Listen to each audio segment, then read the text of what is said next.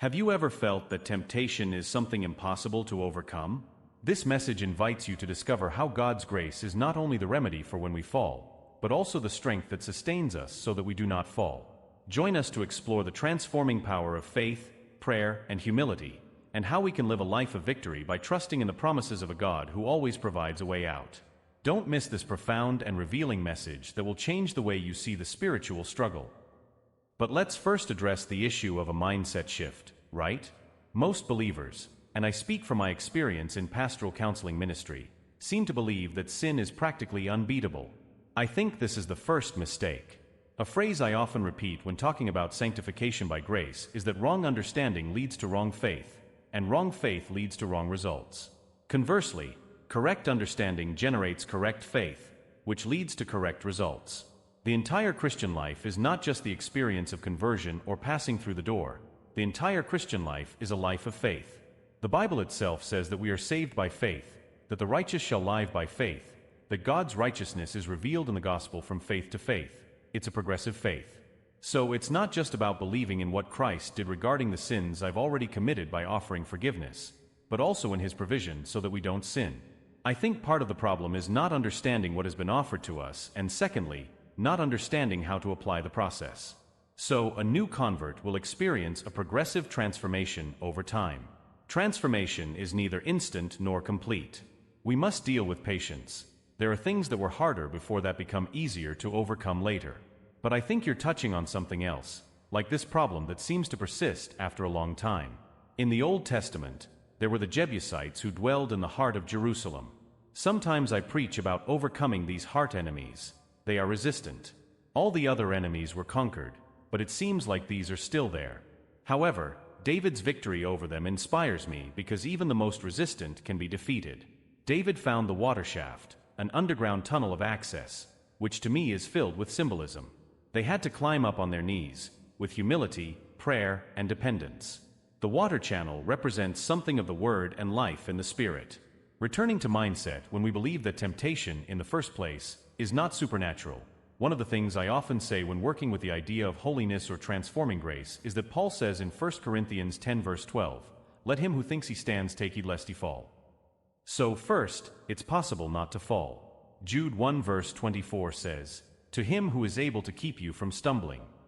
Jesus taught us to pray, "Lead us not into temptation."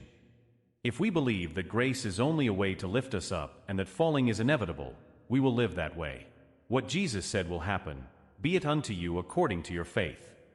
If I believe it's just about that, the Christian life will not go beyond my ability to believe. Just like the initial work of salvation at conversion, everything else is provided by faith. Therefore, I need to believe rightly, and to believe rightly, I need correct teaching. After Paul says, "Let him who thinks he stands take heed lest he fall," he shows that care is not just a human responsibility. He says, "No temptation has overtaken you except what is common to mankind." Most believers believe that temptation is superhuman, supernatural, infernal, demonic, and evil.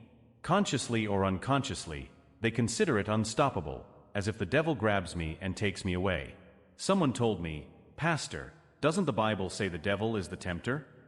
And I replied, "Yes, but the Bible also says in James 1 verse 14 that each one is tempted when he is drawn away by his own desire." The tempter is external, but the temptation is internal. He provokes the desire. I need to understand that temptation is not supernatural.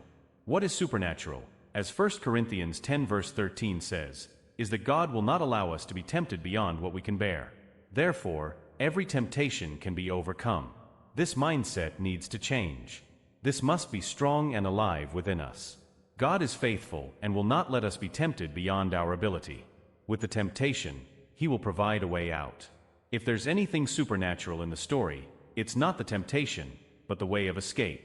And this is where I often talk about empowering grace. It's not enough to know there's empowering grace. We need to understand how it operates. If it worked automatically, believers would overcome simply with time. But time alone is not the only criterion for maturing. The author of Hebrews says that some should be teachers by now, but still need milk instead of solid food. There are people who, over time, don't grow because time passes, but growth doesn't happen without time. Time is not the only criterion for growth. I believe the mindset needs to change. and this is what Hebrews 5 verse 12 to 14 addresses. We need to understand that there is help available to us, but the help doesn't come to us. We need to seek it. Maybe after we change our mindset, we'll understand that it is possible to overcome because God has a resource for us. We must discover how to use that resource.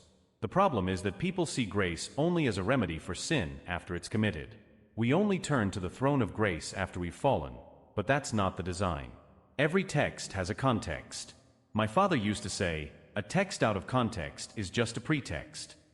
When we analyze Hebrews 4, starting at verse 11, it says, "Let us therefore strive to enter that rest, so that no one may fall by the same sort of disobedience," referring to the Israelites. It talks about effort. Dallas Willard used to say, "Grace is not opposed to effort, it's opposed to earning." We need to strive, even to interact with grace, so that no one falls, because falling should not be seen as inevitable, it can be avoided. The Word of God is alive and powerful, sharper than any two-edged sword.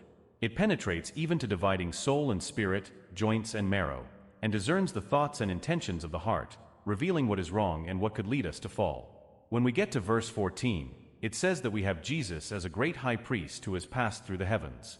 Verse 15 describes the characteristics of the priest. We do not have a priest who is unable to sympathize with our weaknesses, but one who has been tempted in every way, just as we are, yet without sin. He deeply understands our temptations and how to overcome them. It is in this context that it says, "Let us then approach the throne of grace with confidence, so that we may receive mercy and find grace to help us in our time of need."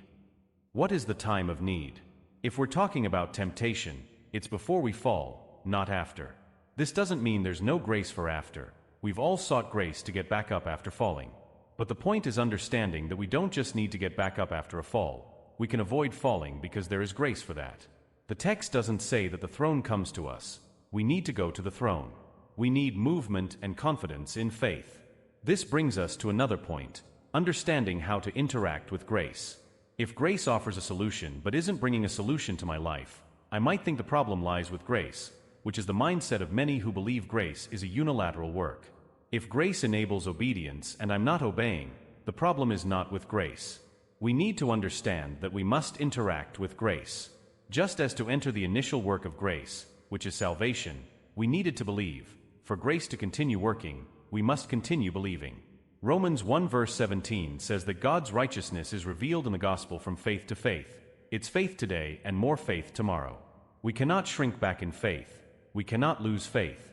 We cannot shipwreck our faith. The Bible is full of warnings about this.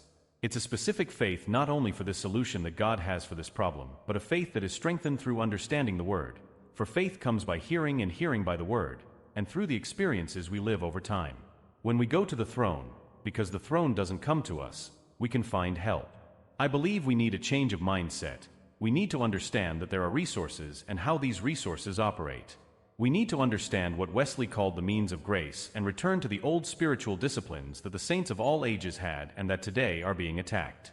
Nowadays, if you read the Bible, fast, or spend time with God, you're considered religious and legalistic.